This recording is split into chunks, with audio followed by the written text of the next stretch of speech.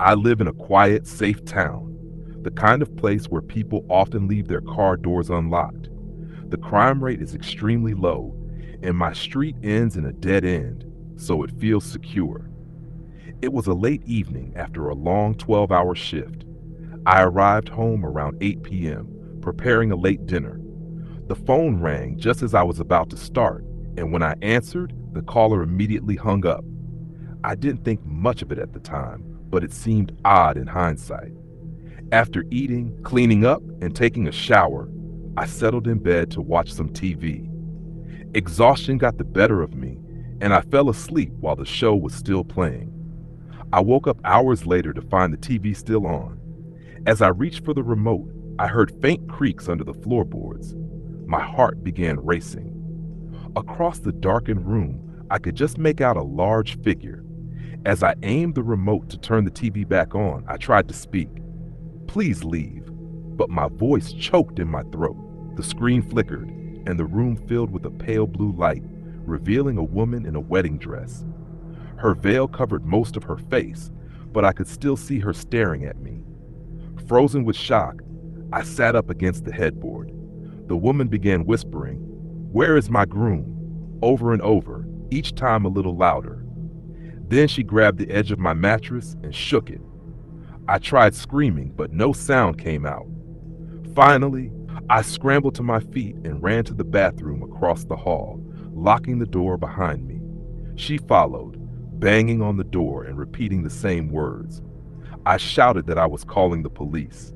Her cries turned to tears, and she kept insisting, "I have to get to my wedding." Then, stomping down the stairs, she exited the house, slamming the front door behind her. I called 911 immediately. When I checked the living room, she was gone. I stepped outside, looking down the street and into the small woods next to my house, but she had vanished. A police officer arrived quickly, and I described her as a large woman in a white gown, veil covering her face, who kept screaming about her groom. She had either run down the dead-end street or into the woods. I had no clue. The terrifying thing?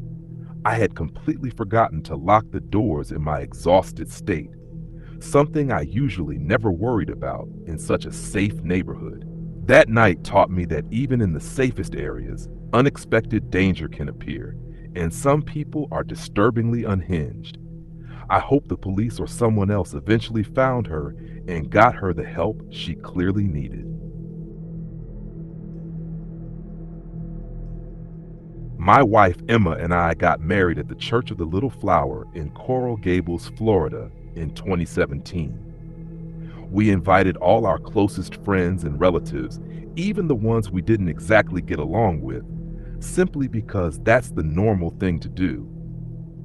Emma had an aunt named Grace, who was more or less estranged from the rest of the family. She had struggled with addiction for years, and it left her distant from everyone. Still, she received an invitation to the wedding. When she arrived, she surprised everyone by bringing a date. The man introduced himself as Henry, and from the moment I saw him, I felt uneasy. He didn't give off a fun, eccentric vibe. He gave off the kind of vibe that instantly puts people on edge. After the ceremony, it was time for photographs. Emma, along with her 6 bridesmaids, my 6 groomsmen, and I headed to the garden area behind the church. A few close family members joined to watch, while the rest moved toward the reception hall. Grace and Henry tagged along as well. While we posed for photos, the bridal party would laugh and joke around, but every so often either Grace or Henry would shout something odd or out of place. At first, people tried to ignore it, but the longer it went on, the more uncomfortable everyone became. The fun mood was gone, replaced with awkward silence, and I secretly wished they'd just leave. Once pictures wrapped up, we all went to Comber Hall, where the reception was underway. As the groom, I was constantly being pulled into conversations, barely getting a chance to sit or grab a plate of food. At one point, Henry approached me. His handshake was forceful, his breath sour, and his forearms covered in scars. He wore a wrinkled gray polo with a noticeable stain, looking generally unkempt. He spoke loudly in a way that felt more confrontational than friendly. I stayed polite until he eventually returned to Grace. That was the last I personally saw of him that night. Later, I noticed Grace sitting alone at a table. I asked Emma where Henry had gone, but she didn't know either. Eventually, Emma approached her aunt, and Grace admitted she hadn't seen him in nearly an hour. She explained they had only been dating a short time after meeting in rehab. That made Emma uneasy, and we began asking close relatives to check around the venue to see if Henry was still there. Not long after, one of my cousins mentioned that several gifts from the storage room seemed to be missing. Immediately, suspicion fell on Henry. We had an employee make an announcement asking guests to be aware of him.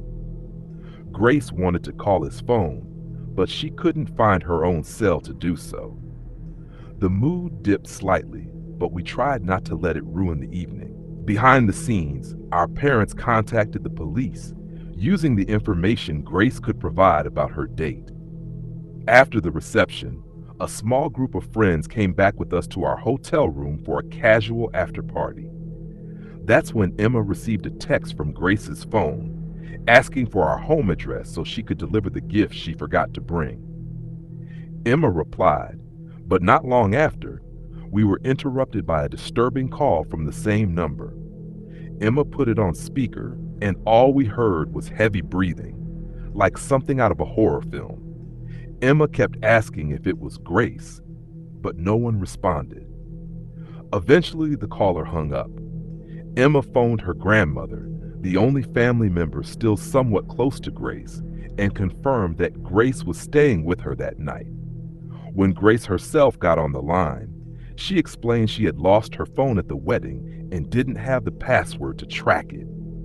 That made it clear to us that Henry likely had both her phone and our address. Since we were drinking, we asked my dad to spend the night at our house to be safe. The next morning, we woke to several missed calls and texts from my dad. He said someone had been tapping on the windows during the night, almost as if they were toying with him. He called the police, but they found no one.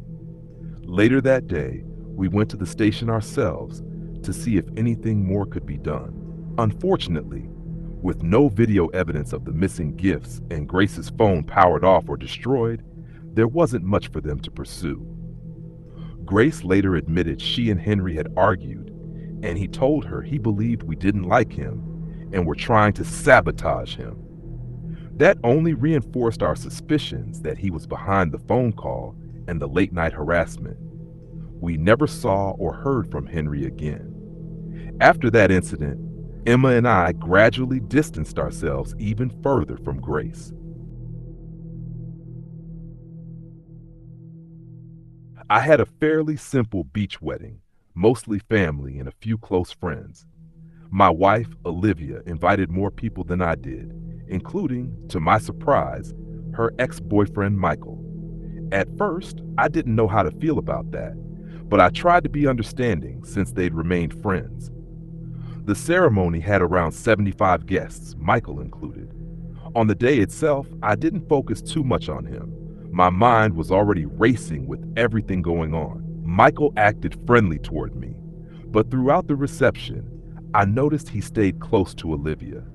He was either chatting with her or staring in her direction. I reminded myself that Olivia and I were married now, and he didn't stand a chance. I figured maybe I was just overthinking. Still, something about it felt strange, especially since Michael came alone without bringing a date. Olivia and I stayed at a waterfront hotel that night, and the next day we returned home. A few people who couldn't make the wedding stopped by to congratulate us and drop off gifts.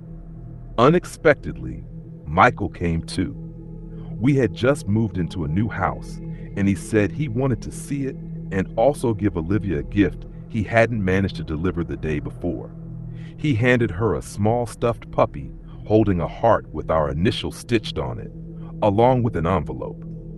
Inside the envelope was a card with $100. I admitted the gifts were thoughtful, but I couldn't shake the feeling that he still had feelings for Olivia. Later, I told her to keep some distance from him. She brushed it off, insisting they were nothing more than close friends. The stuffed puppy ended up sitting with the other gifts on our dresser. That evening, while Olivia and I were in bed, I thought I heard a faint buzzing sound. It reminded me of an electrical vibration. I checked my phone, assuming it was a notification, and dismissed it.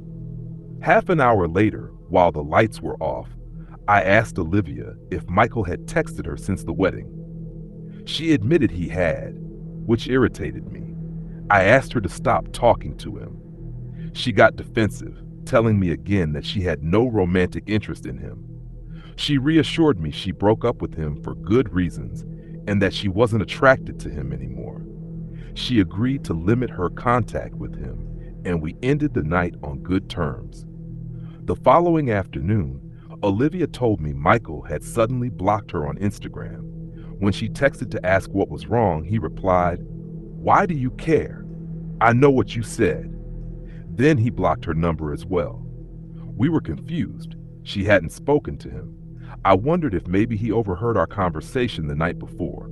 But when Olivia checked her call log, there was no sign she had dialed him by mistake. Either way, I felt vindicated. He clearly still had feelings, and now he was gone. That night, while we were in bed again, I heard that same faint buzzing noise. My eyes went to the stuffed puppy on the dresser. Something felt off. I grabbed it, took a kitchen knife, and carefully cut it open. My heart sank. Inside its head was a small electronic device, a tiny camera behind one eye, a microphone wired into the ear, and a Bluetooth module. It was designed to send and receive data remotely. Michael hadn't just brought a gift, he had planted a way to spy on us, even in our most private moments. We took the stuffed puppy and the device straight to the police.